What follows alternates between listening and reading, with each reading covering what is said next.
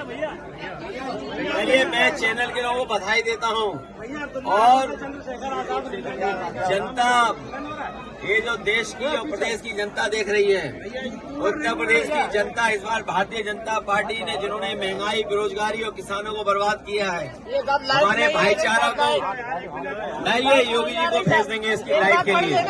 अभी पढ़ ले रहे, ये जो बिजली का इंतजाम अभी तो बीरपुर वालों ने मुझे दिया है बहुत सारे कागज।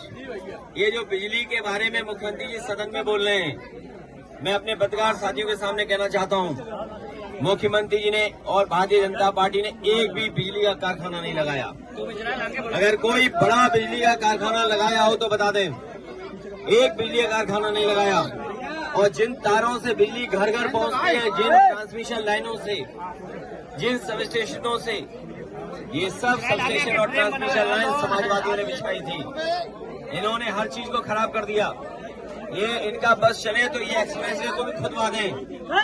इन्होंने महाकुंभ में तमाम हमारे श्रद्धालुओं की जान ले ली, कोई मदद नहीं की। मैं आपके सामने बड़ी जिम्मेदारी के साथ कहना चाहता हूँ, जितने भी श्रद्धालु जिनकी जान गई है, सरकार मदद करे। 50-50 लाख उसकी पहुंचाए घर परिवार वालों के लिए, और उनकी भी मदद करे जो एक्सीडेंट में जिनकी जान चली गई, जो आए थे, जो स्नान करने आए थे, घर लौट है कि जिस तरीके से कोर्ट ने पक्ष में फैसला लिया है, सभी लोगों के कोर्ट केस भी खत्म करेगा।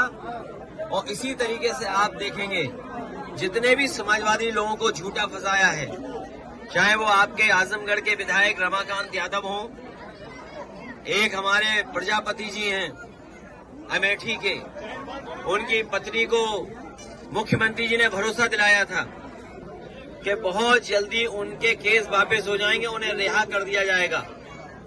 मुख्यमंत्री जी ने खुद बुला करके, जो हमारी सरकार में मंत्री थे जिन्हें जेल भेज दिया गया, उनकी पत्नी को खुद आश्वासन दिया है मुख्यमंत्री ने कि बहुत जल्दी जेल से छुड़वा देंगे। इसी तरह इरफान सोलंकी जो जेल में है वो भी छूटेंगे। तमाम हमारे पार्टी के वरिष्ठ नेता, तमाम मोहम्मद आजम खान साहब, न केवल उन्हें भारतीय जनता पार्टी और सरकार न्यायालय से उन्हें न्याय मिलेगा, बल्कि न्यायालय उनके केस भी खत्म कर देगा। और ये दिवाली का ये भाषा किस ओर इशारा करती है? क्या भगवा कपड़े पहनने से कोई योगी हो जाता है क्या? और हमारे भारत के लोग और खासकर गांव के लोग रामायण को जानते हैं, देखते हैं रामायण को। वो ये भी जानते हैं कि सीता माँ का अपहरण जब हुआ था तो रावण भी साधु के भेष में आया था। ये जन जन जानता है, पूरा प्रदेश देश जानता है। जितने लोग सनातनी लोग हैं वो जानते हैं, हिंदू समाज के लोग जानते हैं जो है कि जब रावण को सीता माँ का हरण करना था तो रावण साधु के भेष में आया था। इसलिए हमें और आपको सबको बहुत सावधान रहना पड़ेगा ऐसे लोगों से जिनका व्यवहार, भाषा बहुत खराब हो गई है, अनडेमोक्रेटिक लैंग्वेज बोल रहे हैं, जो कह रहे हैं कि सोशलिज्म समाजवादी जानते ही नहीं है।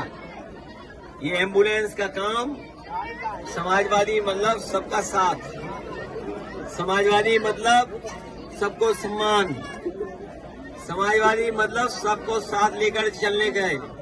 हमारे मुख्यमंत्री कुछ जानते ही नहीं है। ये पहले मुख्यमंत्री हैं जो कुछ जानकारी नहीं रखते हैं। इनसे पूछो समाजवाद, इन्हें समाजवादी नहीं पता है। इनसे पूछो लोकतंत्र, तो उसका भी नहीं पता इन्हें। मैं अपने नौजवानों से, गरीबों से अपील करूंगा कि उत्तर प्रदेश में समाजवादियों ने नए काम करके दिखाए थे। चाहे वो एम्बुलेंस जो गांव-गांव जाती है मदद करने, वो समाजवादी एम्बुलेंस है। हमारे मुख्यमंत्री को होश ही नहीं है कि समाजवादी शब्द कॉन्स्टिट्यूशन का है, और इसलिए हम लोगों ने बनाया था ये 100 नंबर और एम्बुलेंस की सेवा, जिससे गांव गरीब अपने घर पर मदद ले लें। उनसे एम्बुलेंस गांव घर पहुंचती थी, 100 नंबर वाली गाड़ी पहुंचती थी। अगर 100 नंबर और एम्बुलेंस और अस्पतालों को किसी ने बर्बाद किया है तो उत्तर प्रदेश के मुख्यमंत्री जो योगी नहीं है। पिछले 9 बजटों में अगर हम देखें तो हमारे किसानों के लिए कुछ नहीं सरकार कर पा रही है। और अगर किसानों के लिए कुछ किया होता तो अभी तक की डबल इंजन की सरकार में गांव की तस्वीर कुछ और होती। यही सरकार जो खाद नहीं दे पा रही है, ये सरकार समय पर बीज उपलब्ध नहीं करा पा रही है, यही सरकार बीजेपी की कीटनाशक दवाइयां नहीं दे पा रही है। अगर हमारे किसानों का नुकसान हो रहा है तो उसकी भी सरकार भरपाई नहीं कर पा रही है। किसानों को जहां मेहनत करके अपनी फसल तैयार करने का मौका मिलता है, वहीं दो सींग वाले भी परेशान कर रहे हैं। हर खेत की रखवाली करनी पड़ रही है और हमारे बड़े पैमाने पर बेरोजगारी है। 9 साल में इस सरकार ने नौजवानों को नौकरी रोजगार नहीं दिया। सोचिए आप, अगर नौजवान को नौकरी और रोजगार नहीं मिलेगा तो उनका भविष्य क्या है?